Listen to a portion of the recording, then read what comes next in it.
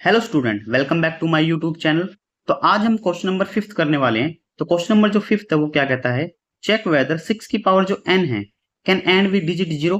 तो इसको मैं आपको रफ समझाता हूं पहले कि वो क्वेश्चन क्या है, क्या रहा है, फिर एग्जाम में कैसे लिखना है वो लिखेंगे। वो कह रहा है कि अगर n की वैल्यू 1 होती तो मैं इसको कैसे लिखता, 6 की पावर 1। तो आंसर आपके पास क्या आता, 6 आता। अगर वो कहता है कि अगर n की वैल्यू 2 होती तो क्या होता, 6 की पावर 2, तो आंसर क्या होता, 36 होता। अगर n की वैल्यू 3 होती तो 6 की पावर 3, तो ये कितना होता, 216 होता। And so on. तो आप ये देख पा रहे हो हर केस में क्या आ रहा है, एंड डिजिट क्या आ रहा है, वो 6 आ रहा है, जीरो नहीं आ रहा। इसका मतलब ये नंबर जो होगा उसमें जीरो नहीं आएगा, चाहे आप 6 की पावर कुछ मर्जी लीजिए। ठीक है। तो अब हम इसको एग्जाम में कैसे लिखेंगे, अब वो देखो। एग्जाम में हमें कैसे लिखना है, हम लिखेंगे if a number if a number and with if a number digit and with digit 0, it should be it should be divisible it should be divisible by 10 और 2,5। अब देखिए 2,5 का क्या मतलब है, 2,5 का मतलब है जो आपने ये नंबर लिया है 10, ये 2 और 5 क्या है, इसके फैक्टर हैं। क्या है इसके फैक्टर। मतलब अगर कोई नंबर 10 से डिविजिबल होता है तो वो नंबर उसके फैक्टर से भी डिविजिबल होता है। ठीक है। तो अब लेकिन हमारे पास क्या है, हमारे पास क्या है, 6 की पावर n। हम क्या लिखेंगे, बट 6 की पावर n को कैसे लिख सकते हैं, 2 मल्टीप्लाई बाई 3 इस पूरे की पावर n लिख सकते हैं ऐसे। तो यहां से आपको क्या नजर आ रहा है, यहां से आपको नजर आ रहा है कि इसके अंदर सिर्फ 2 है और 3 है, जबकि हमें नंबर क्या चाहिए, 2 और 5 दोनों चाहिए था। तो हम ये लिखेंगे but 5 is not a prime factor of 6 की पावर n। हम क्या लिखेंगे, but 5 is not a prime factor of 6 की पावर n। at hence 6 की power n cannot end with digit 0। तो हम लिख सकते हैं जो 6 की पावर जो n होगी उसका एंड डिजिट कभी भी 0 नहीं होगा। ठीक है, करेंगे अब। तो मैंने लिखा आंसर नंबर 6। सबसे पहले हम क्या लिखेंगे, 7 multiply by 11 multiply by 13 plus 13, ये नंबर लिखा। इस नंबर को मैं लिख सकता हूं कैसे, मैंने क्या करना है, इसमें से जो 13 है ये कॉमन लेना है। तो मैं 13 क्या करूंगा, कॉमन लूंगा। तो आंसर क्या आएगा, 7 मल्टीप्लाई बाई 11 प्लस 1। ठीक है। तो आपने क्या देखा, 13, फिर 7 मल्टीप्लाई 11 77 और प्लस में 1। तो आंसर आपके पास क्या है, 13 इंटू 78।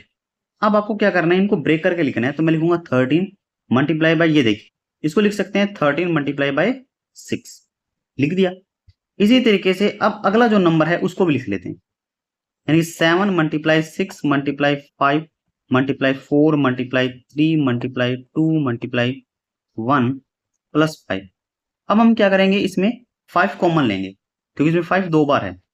तो मैंने क्या किया, 5 कॉमन लिया, तो अंदर क्या बचा, 7 multiply 6 multiply 4 multiply 3 multiply 2 multiply 1 plus 1। ठीक है। तो अब 5 एज इट इज मल्टीप्लाई। अब देखिए इन सभी को जब हम मल्टीप्लाई करेंगे तो आंसर आएगा 1008, 1008। ठीक है। और फिर क्या है, प्लस 1। इसके बाद में हम क्या करेंगे, 5 और इन सभी को प्लस करेंगे तो आंसर आएगा 109। ठीक है। अब 5 तो एज इट इज ऐसे कैसे रहेगा, मल्टीप्लाई बाय। अब 1009 है, 1009 है सॉरी, इसका कोई फैक्टर होता ही नहीं है। ठीक है, इसका कोई फैक्टर है ही नहीं, तो ये एज इट इज रहेंगे। तो ये कह रहा है कि ये पूछ रहा है आपसे ये क्वेश्चन कि क्या ये कंपोजिट नंबर है। तो सबसे पहले तो आपको ये पता होना चाहिए ना कि कंपोजिट नंबर होता क्या है। तो देखिए कंपोजिट नंबर क्या है, कंपोजिट नंबर एक ऐसा नंबर होता है जिसके मोर देन, यानी जिसके ज्यादा से ज्यादा मोर देन 2 फैक्टर हो, उनको हम क्या बोलते हैं, कंपोजिट नंबर। ठीक है। फॉर एग्जाम्पल के लिए सबसे छोटा जो कंपोजिट नंबर होता है वो होता है 4। ठीक है।